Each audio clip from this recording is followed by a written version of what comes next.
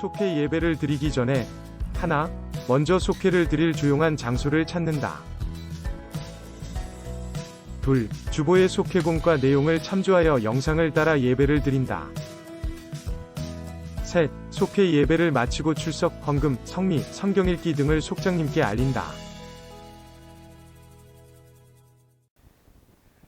이 시간 조용한 기도드림으로 금주 속회 예배를 시작하겠습니다. 하나님 아버지, 금주도 지난주와 마찬가지로 아쉽게도 성도님들과 한자리에 모여 대면한 상태에서 속회 예배를 드리지 못하고 이렇게 온라인 영상을 통해 각자의 자리에서 비대면으로 예배를 드리게 됩니다. 교회 현장 예배에 익숙한 우리들이 가정에서 예배 드린다는 것이 쉬운 일이 아님을 생각해 보게 됩니다. 그렇기에 이 코로나19 확산이 하루속히 줄어들어 안전수칙을 준수하는 가운데 현장 예배를 드리면 좋겠습니다. 하지만 모든 것에는 우연이 없고 눈에 보이지 않는 하나님의 섭리와 다스림이 있듯이 이런 불편한 상황 또한 하나님께서 이 시대를 살아가는 신자들과 세상 모든 사람들에게 하고 싶은 말씀과 계획이 있을 거라 생각하며 이 시간 주님의 말씀에 귀를 기울이며 내 자신을 돌아보기를 간절히 원합니다. 그리하여 아무쪼록 죄 많은 인류를 불쌍히 여겨주시고 모든 세계와 나라와 가정과 생업의 터전과 교회가 정상화될 수 있도록 하여 주옵소서.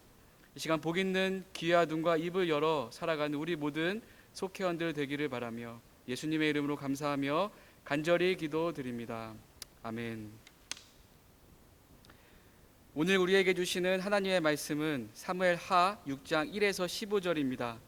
저 여러분들은 사무엘하 6장 12절 한 절만 각자의 자리에서 함께 봉독하겠습니다.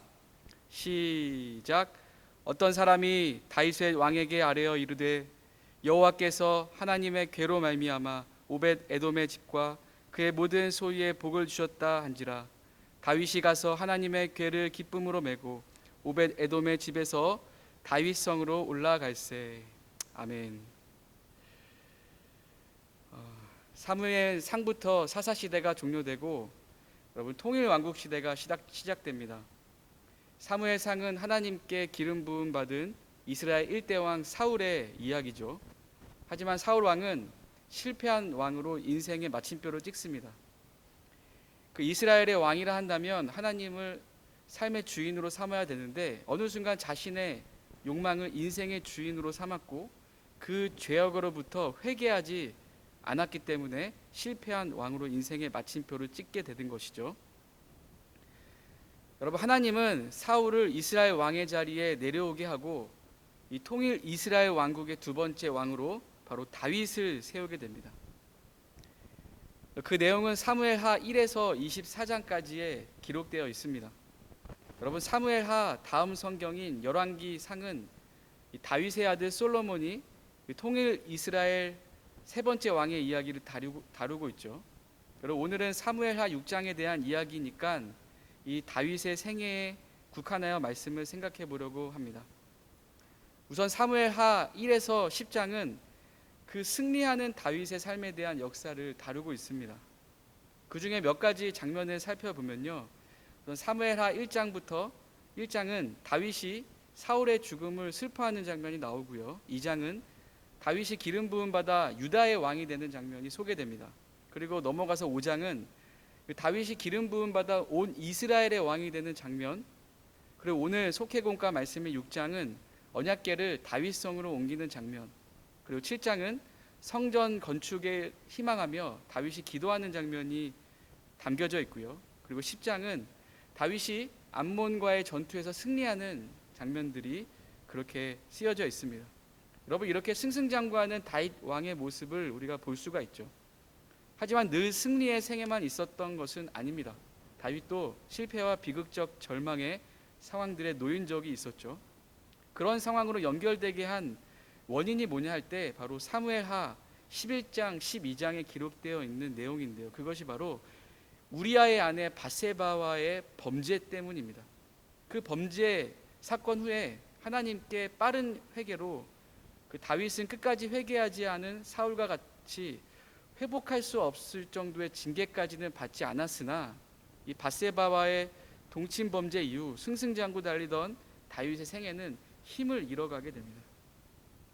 다윗의 생애를 보면 오늘날 살아가는 우리들의 신앙적 교훈을 얻게 되죠. 오늘 사무엘하 6장 말씀도 그 신앙적 교훈과 아주 밀접한 관련성을 갖고 있는 본문입니다. 바로 법궤에 대한 이야기인데요. 여러분, 법궤는 하나님의 임재를 상징하는 것이죠. 그 안에는 십계명 돌판과 만나, 그리고 아론의 쌍난 지팡이가 들어 있습니다. 다윗이 왕이 된 후에 가장 먼저 한 일이 바로 이 법궤를 다윗성으로 옮기는 것이었습니다. 하지만 법궤를 옮기는 과정에서 다윗은 중대한 실수를 하고 어려움을 겪게 됩니다. 여러분, 신앙적인 눈을 가진 사람이라면 이유 없이 어려움은 없다 생각하는 것이 맞죠. 결국에 왜 이런 어려움이 찾아온 것인가? 이 어려움 속에서 하나님께서 나에게 진정 원하시는 것은 무엇인가? 바로 이 질문이 필요한 겁니다. 그렇다면 여러분, 다윗을 통해 알게 되는 하나님이 우리에게 원하시는 삶은 과연 무엇일까라고 하는 것이죠. 여러분, 첫째는 바로 화려함보다 말씀대로 살아야 된다라는 내용이에요. 여러분, 다윗은 이 법궤를 옮길 때 새로 만든 수레, 그리고 3만 명의 행렬 인원, 그리고 온갖 악기 연주를 동원합니다. 아주 화려하게 법궤를 다윗성으로 옮기려고 했던 거예요.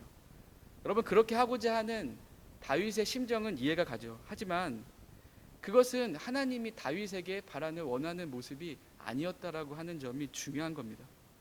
여러분, 법궤는 바로 하나님이 세운 질서가 있죠. 뭐냐면 제사장들이 어깨에 메고 옮겨야 하는 거룩한 성물이라고 하는 거예요. 오늘 말씀에서 여러분, 무엇을 우리가 알 수가 있나요? 바로 하나님의 말씀의 방법보다 내 생각의 방법을 앞세우는 것은 바로 하나님이 원하시는 방법이 아니다. 그것을 우리는 깨달아야 됩니다. 아무쪼록 그 내 욕망의 뜻보다 하나님의 거룩한 그 뜻, 그것이 무엇인지 나에게 찾아오는 모든 상황 속에서 찾아갈 수 있는 우리 사랑하는 속회원들 되시기를 간절히 소망합니다. 하나님이 원하시는 둘째 그 삶은 무엇인가? 바로 하나님이 징계하실 때 돌이켜야 된다라고 하는 거예요. 수레를 끌던 소들이 갑자기 뛰면서 이 법궤가 떨어지려고 하는 상황이었어요. 근데 그런 상황 속에서 운반 책임자였던 우사가 있었는데 그 사람이 벌써 손을 뻗어서 법궤를 잡으려다가 그만 죽게 됩니다. 여러분, 이 법궤의 운반은 이제 중단되었죠. 그럼 분위기가 어떻게 됐나요? 침울하게 바뀌었습니다. 말씀을 통해서 하나님은 우리에게 잘못된 길로 갈 때에 때로는 징계하시는 분이다라고 하는 거죠. 그렇다면 징계받을 때 어떤 자세는 신앙인은 가져야 되는가라고 할 때 그것은 이것이 바로 오늘 본문 말씀의 핵심인데요. 바로 징계가 올 때 모른 척하는 것이 아니라 바로 회개의 기회로, 회개의 자리로 나아가야 된다라고 하는 것이죠. 아무쪼록 여러분, 징계는 하나님께로 돌아오라는 사랑의 음성임을 알고 간절한 회개의 태도로 갖고 살아가는 우리 사랑하는 속도원들 되시기를 소망합니다. 그래서 하나님이 원하시는 삶 세 번째는 무엇인가? 바로 하나님이 기뻐하시는 방식으로 살아야 된다고 하는 거예요. 여러분, 우사의 사건 이후에 이 법궤와 다윗은 오벳 에돔이라고 하는 집에 3개월 동안 머물었다고 말씀에는 나타나죠. 그 후에 오벳 에돔의 집에 복이 임했습니다. 왜요? 하나님의 임재를 상징하는 법궤가 그 자리에 있었기 때문에 그 법궤의 영향 때문입니다. 선한 영향이죠.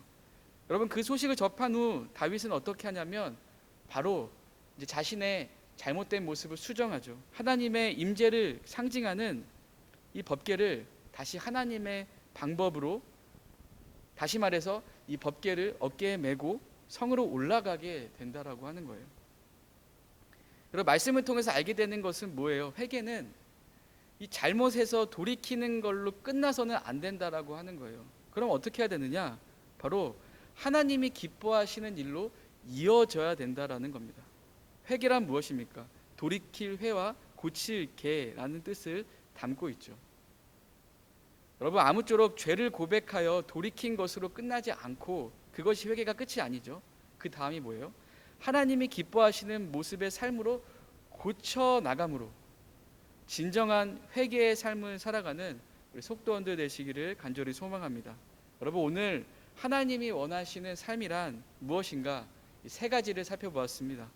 이 가르침이 여러분들과 저의 지식으로만 끝나는 것이 아니라 여러분 삶에 적용하며 변화로 이어지는 가르침으로 한 걸음 나아가는, 그래서 성숙한 그리스도인으로 살아가는 강서제일교회 모든 속회원들 되시기를 주님의 이름으로 간절히 소망합니다. 아멘. 이 시간 찬송가 540장 1절만 찬양 드리면서 준비한 헌금을 봉헌하는 시간을 가진 후에 우리 주기도문 하심으로 금주 속회 예배를 마치겠습니다.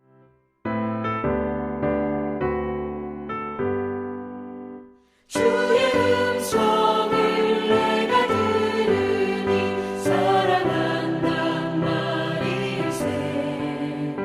믿는 마음으로 주께 가오니 나를 영접하소서. 내가 매일 십자가 앞에 더 가까이 가오니 구세주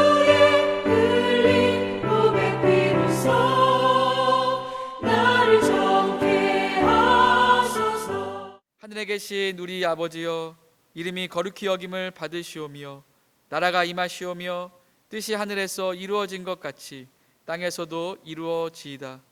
오늘 우리에게 일용할 양식을 주시옵고 우리가 우리에게 죄 지은 자를 사하여 준 것 같이 우리 죄를 사하여 주시옵고 우리를 시험에 들게 하지 마시옵고 다만 악에서 구하시옵소서. 나라와 권세와 영광이 아버지께 영원히 입사옵나이다.